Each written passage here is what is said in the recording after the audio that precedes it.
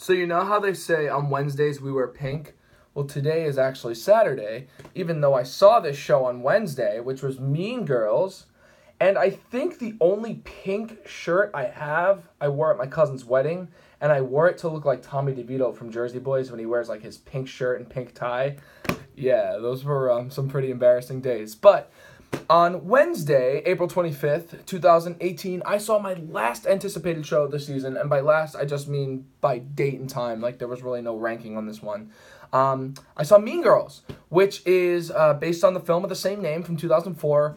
It was a Tina Fey movie. She also starred in the film as Mrs. Norbury, or Miss Norbury, excuse me. So Mean Girls tells the story of this girl named Katie who comes from Africa. She, moves to this town in Illinois, and she becomes a part of these three girls after making friends with the two rejects. She kind of tries to get back at them for, being so hateful and so, judgmental towards the other kids in the school.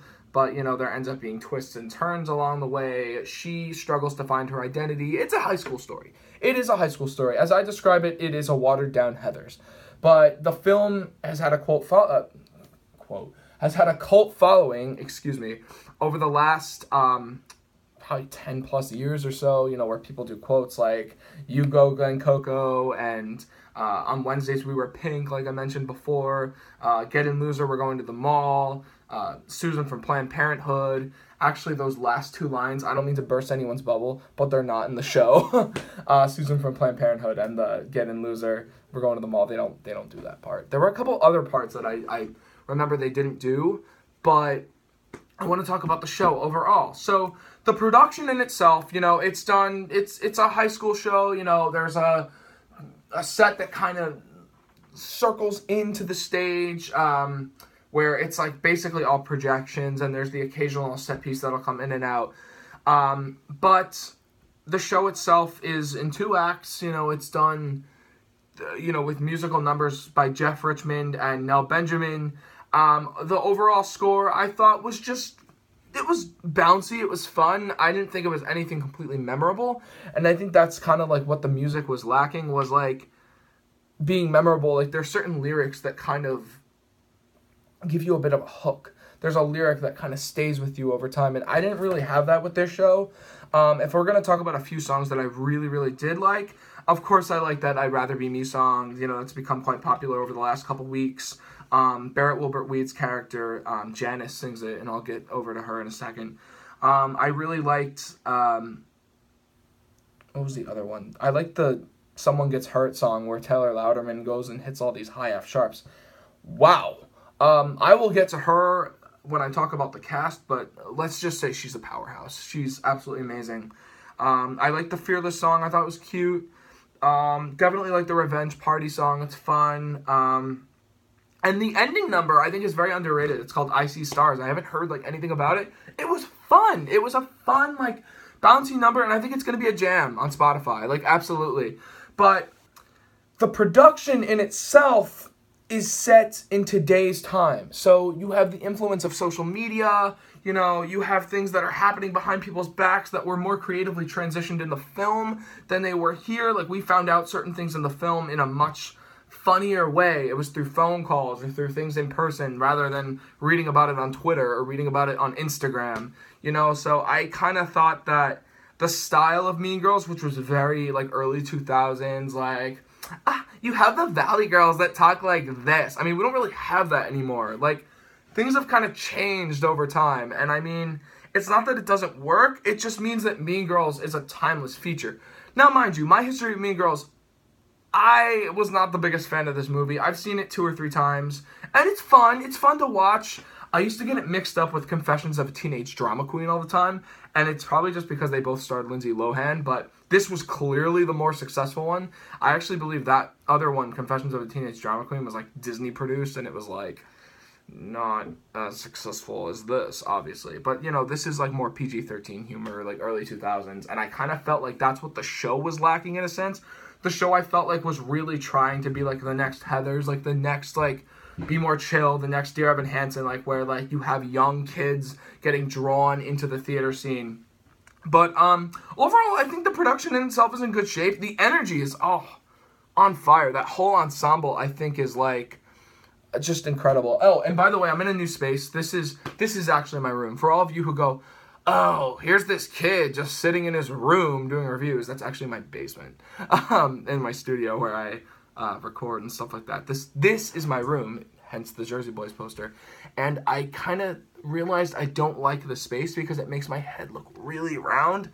I'm sure you guys have heard the story if you've watched my previous videos, but one time I went to Sunglass Hut, and they told me, oh, you're a size 62. You have a big head. Like, they literally told me I had a big head, and I was like, thanks. That really helps my self-esteem, and I walked right out of there. But back to the show. Anywho, I thought, it was kind of lacking the essence of an early 2000s movie, but the energy was like, oh, it was on fire, and the harmonies are great. The harmonies, obviously, they don't really make up for songs that are just plain, but I thought Richmond and Benjamin did a fine job. It's a fine job. The score, I'd probably give a B-. It's like an 80 score for me. The book is, great. Like I said, they're missing a few lines. They don't do, like, the get in loser, we're going to the mall, or they do the cheese fries line, which I liked. They do the whole bars that have more carbs and are supposed to help you gain weight from Africa. They did a lot of Gretchen Wiener's like big lines. They did Wednesdays We Wear Pink. They didn't do the fist in the mouth thing from Karen. She's another standout, Kate Rockwell, and I'm going to talk about her soon, but they didn't do the I can stick my whole fist in my mouth. Like, they didn't do that, and I was really looking forward to that.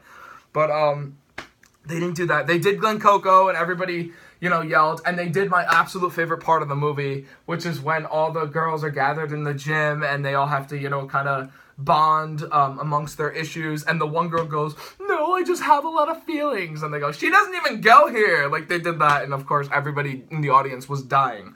The audience was absolutely eating it up. There was a school behind me, and they were having fun. They were very well behaved, too, which, bravo to the faculty for having the students, on leashes and controlled, because I've been to shows where the field trips are horrible. So let's talk about the cast. So Katie Heron, our lead, was played by Erica Henningsen. She was really, really good. I like her a lot. I think she's a very musical theater-esque, like, actress. So, like, I feel like she's more fit for, like, hello, I'm in musical theater, and I have to talk like this, and, for the more, like, proper roles, I feel like she's, like, a very versatile actress.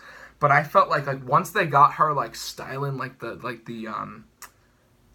I don't want to call them the pink ladies. What the hell's wrong with me? Like, Regina, like, the Mean Girls, nonetheless. The Plastics, how about that? She was like, oh, she totally changed. And she's a completely versatile actress. Beautiful voice. Really unlike any other I've heard. Like, she has an amazing mix. Like, I love this girl. She's fantastic. Taylor Louderman as Regina George, man. She's got a nomination in the bag. The thing about this show is I feel like there's a lot of featured nominations in there.